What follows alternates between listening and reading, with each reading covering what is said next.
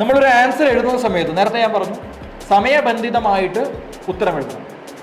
ഇപ്പോൾ പ്രിലിംസിനെ സംബന്ധിച്ചിടത്തോളം ആണെങ്കിലും അവിടെ നമ്മുടെ മുമ്പിൽ 100 ക്വസ്റ്റ്യൻസ് ഉണ്ട്, നമ്മൾ അതിൻ്റെ ആൻസർ കണ്ടെത്തണം. അപ്പോൾ ഇങ്ങനെ നമ്മൾ ചെയ്യണമെന്നുണ്ടെങ്കിൽ നമ്മൾ അതിനെടുക്കുന്ന ബാക്ക്ഗ്രൗണ്ട് വർക്കാണ്, നമ്മൾ റിയൽ വാർക്ക് ഫീൽഡിലേക്ക് പോകുന്നതിന് മുമ്പായിട്ടുള്ള ബാക്ക്ഗ്രൗണ്ട് വർക്കാണ്. അപ്പോൾ എത്രത്തോളം പ്രിപ്പറേഷൻ നമ്മളിവിടെ ചെയ്യുന്നു എന്നുള്ളതാണ് മാറ്റേഴ്സ്. അപ്പോൾ ഇവിടെ നിങ്ങൾ എടുക്കുന്ന എഫേർട്ട്, അപ്പോൾ ഈ എഫേർട്ട് എന്ന് പറയുന്നത് എന്താണ്? നിങ്ങൾക്കൊരു ഉത്തരം സമയം കൃത്യമായിട്ട് എഴുതണമെന്നുണ്ടെങ്കിൽ ആ സമയത്ത് നിങ്ങളുടെ ഉള്ളിലേക്ക് അത്രയും സ്പീഡിൽ തന്നെ ഫാക്ട്സ് ഒക്കെ വരണം, അല്ലെങ്കിൽ ഒരു ഇമേജ് ആണെങ്കിൽ വരണം. അപ്പോൾ അത് നമ്മൾ ചെയ്ത് പഠിക്കേണ്ടതുണ്ട്.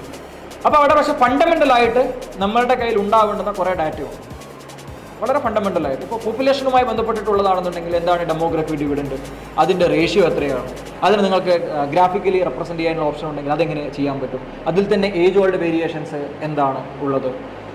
അപ്പോൾ ഇങ്ങനെയുള്ള കുറേ ആസ്പെക്റ്റുകളുണ്ട്. പിന്നെ സെൻസസുമായി ബന്ധപ്പെട്ടിട്ടുള്ള ഏതെങ്കിലും ഡാറ്റ, അതിൽ തന്നെ മോർട്ടാലിറ്റി റേറ്റ്, ജനന മരണ നിരക്കുമായി ബന്ധപ്പെട്ടുള്ള കാര്യങ്ങൾ, ഈ കാര്യങ്ങളൊക്കെ ഇതിൻ്റെ ഫണ്ടമെൻ്റൽ ആയിട്ടുള്ള ഡാറ്റയുണ്ട്.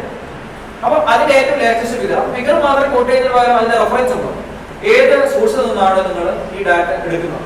അപ്പോൾ ഇതൊക്കെ നിങ്ങൾ ഒരു തവണ പ്രിപ്പയർ ചെയ്ത് വെച്ച് കഴിഞ്ഞാൽ നിങ്ങൾക്ക് ഈ ബേസിക് ആയിട്ടുള്ള ഡാറ്റ നിങ്ങളുടെ കയ്യിൽ ഉണ്ടാവും.